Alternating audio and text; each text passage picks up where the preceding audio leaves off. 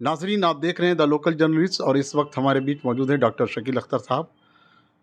पूरे मुल्क में आज मणिपुर में जो कुछ हो रहा है 80 दिनों से 90 दिनों से पूरा मुल्क देख रहा है और देखा जाए तो पूरे मुल्क में गम और गुस्सा का लहर देखा जा रहा है। डॉक्टर शकील अख्तर साहब, क्या कहना चाहेंगे सर? मणिपुर जल रहा है ऐसे मौके पर, 80 दिन 90 दिन हो गए लेकिन अमन और शांति का कोई पैगाम देखने को नहीं मिल रहा। सही मानों में इंसानियत का खून और औरतों का खून जो हो रहा है मणिपुर में, और एक पसमानदा पिछड़े हुए तबके को जिस तरह से हुकूमत, वहाँ की स्टेट गवर्नमेंट और बीजेपी की जो सेंट्रल गवर्नमेंट है, ये जो कर रहे हैं, मुझे नहीं लगता कि इनको हुकूमत में रहना चाहिए। अगर मुझसे ईमानदारी की बात पूछी जाए तो मैं अगर कहीं मणिपुर का चीफ मिनिस्टर, पीछे बोलने बंद कीजिए। तो जो हुकूमत अभी मौजूदा है मणिपुर में और सेंटर में बीजेपी की ज़बरदस्ती की हुकूमत जो स्टेट में चल रही है, मुझे नहीं लगता कि इनको अपनी कुर्सी पर रहना चाहिए। अगर मैं उनकी जगह होता, चीफ मिनिस्टर सिंह साहब की जगह, तो मैं कहता कि मैं फ़ेल हूँ, मुझे यहाँ रहने का कोई अधिकार नहीं है।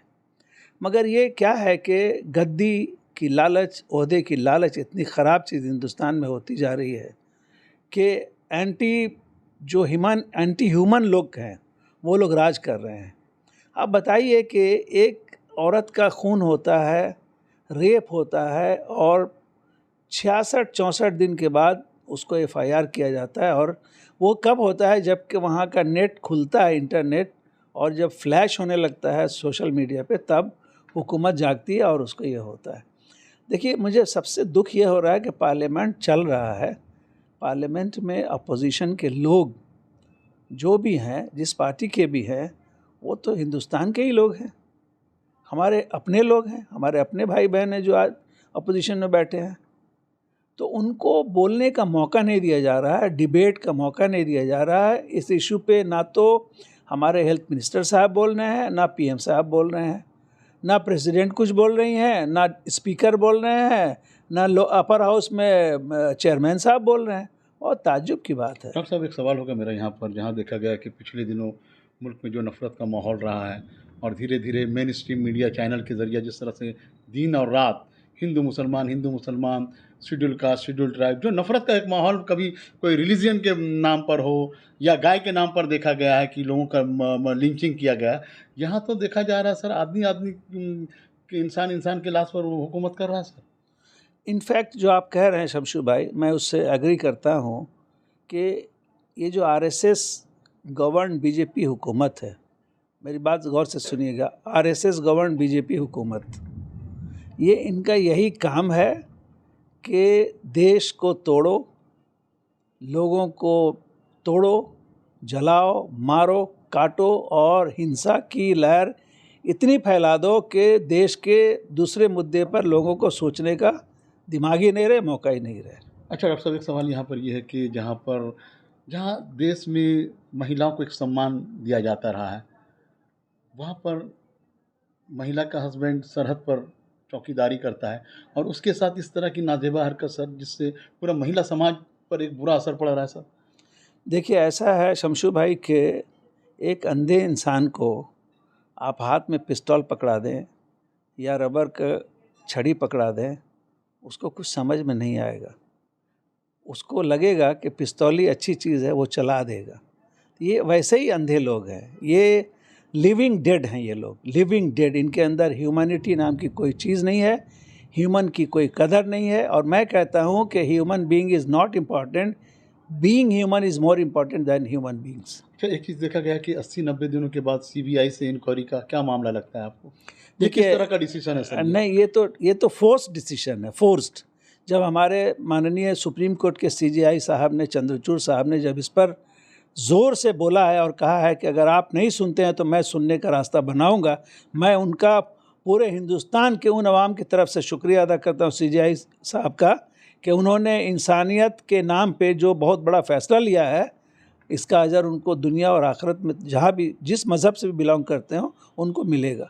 क्योंकि उन्होंने जो फैसला दिया और जो करने जा रहे हैं वो हुकूमत को, स्टेट गवर्नमेंट को और सेंट्रल गवर्नमेंट दोनों को मजबूर कर दिया उन्होंने कि आपको यही करना है जो इंसानियत के लिए हुकूमत को करना चाहिए। अच्छा, एक तो देखा गया है कि अगर कोई पार्टी पहल करती है अपोजिशन के जानिब से, जिस तरह से देखा गया कुछ दिन पहले राहुल गांधी मणिपुर गए और शांति बहाल करने की कोशिश की और उनसे पूछा गया तो उन्होंने कहा कि मैं शांति बहाल करने के लिए आया हूँ। कोई आए या ना आए, जिसकी गवर्नमेंट है वो करे या नहीं करे, मैं एज ए अपोजिशन शांति बहाल करने के लिए यहाँ पर आया हूँ। और जबकि उसको भी रोका गया वहाँ पर, तो क्या कहना चाहेगा डॉक्टर शकील अख्तर, जिसकी एक अच्छी पकड़ है रियासत मगरबी बंगाल में पॉलिटिकली? देखिए क्या है कि अभी जो पूरे इंडिया का कल्चर चल रहा है, स्पेशली बीजेपी गवर्नमेंट का, ये कल्चर चल रहा है कि no opposition rule government. Democracy के नाम पे ये हुकूमत कलंक का काम कर रही है। किसी भी डेमोक्रेटिक कंट्री में, जो कि इंडिया हमारा वर्ल्ड का सबसे लार्जेस्ट डेमोक्रेटिक सोशलिस्ट कंट्री माना जाता है वर्ल्ड में, उसकी डेमोक्रेसी को इन लोगों ने चैलेंज किया है। अपोजिशन को बोलने नहीं देते, अपोजिशन को जाने नहीं देते हैं। तो आप देखेंगे कि अब तो मुझे लगता है कि CJI साहब को ये चाहिए, सर को, ऑनरेबल सर को, कि वो कोई रास्ता बनाएं और अपने जजेस को भेजें वहाँ पर कि आप लोग जाइए, जाके देखिए कि क्या हो रहा है। देखा गया है कि सीएम ममता बनर्जी की डेलीगेट्स भी वहाँ पर गए हैं और इंडिया 26 अपोजिशन के भी डेलीगेट्स वहाँ पर गए हैं। तो इस पर डॉक्टर शकील अख्तर का नज़रिया क्या है सर?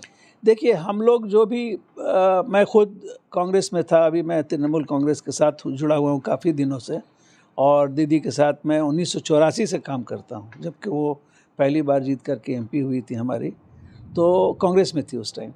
तो मेरा अपना नज़रिया ये है कि दीदी जो पॉजिटिव रास्ता अपना रही हैं, ममता दीदी, उनका साथ देना चाहिए। और ये जो गए हैं वहाँ फसाद करने नहीं गए हैं। मैं ये पूछना चाहता हूँ उस गवर्नमेंट से जो वहाँ पर हुकूमत कर रही है, सिंह साहब की गवर्नमेंट, कि क्या आपने आग लगी हुई जगह पर एक बाल्टी पानी ले जाके कभी डाला है? क्या आपने उन औरतों को, उन बच्चों को एक वक्त का खाना या मरहम पट्टी डाली है जो परेशान है, खाना नहीं है, जिनके बदन पे कपड़ा नहीं है, जिनका बदन जल गया है, झुलस गया है, जिनको मार मार कर रास्ते में फेंक दिया गया है? क्या आप उनके घर वालों से जाके मिले हैं? क्या उनकी काउंसलिंग की है आपने?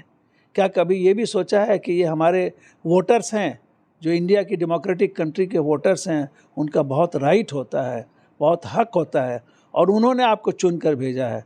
आपसे तो वो कुछ नहीं मांगते हैं, मोहब्बत मांगते हैं, हमदर्दी और प्यार मांगते हैं, सहानुभूति मांगते हैं। डॉक्टर साहब, आपका क्या पैगाम होगा देश के नाम मणिपुर में शांति के लिए? मेरा ये पैगाम होगा कि देशवासी जितने हिंदुस्तान के जो पॉजिटिव माइंड के लोग हैं, जो कम्युनल माइंड के लोग हैं, उनसे मैं मुखातिब नहीं हूँ। पॉजिटिव जो लोग सोचते हैं देश के लिए, पूरे देश को उठकर मणिपुर चला जाना चाहिए और कहना ये चाहिए कि मणिपुर वाले, हम पूरे देशवासी, भारतवासी तुम्हारे साथ हैं, तुम्हारे साथ हैं, तुम्हारे साथ हैं। तो नाजरीन, आप देख रहे हैं मणिपुर पर डॉक्टर शकील अख्तर के साथ ख़ास मुलाकात में बातचीत, और डॉक्टर शकील अख्तर ने कहा कि मणिपुर में हम दुआ करते हैं मणिपुर के लिए कि पूरा देश मणिपुर के साथ है और वहाँ अमन और सुकून जल्द से जल्द पैदा हो। नाज़रीन, आप देख रहे हैं the local journalist. The local journalist की हर मुमकिन ये कोशिश कि हर वो मुद्दे को आप तक पहुँचाएँ जो आवाम से जुड़े हों, जो देश से जुड़ा हो। आप फर्दर अपडेट्स के लिए हमारे चैनल को लाइक करें, सब्सक्राइब करें, शेयर करें। मैं शमसुद्दीन कोलकाता से बहुत बहुत शुक्रिया।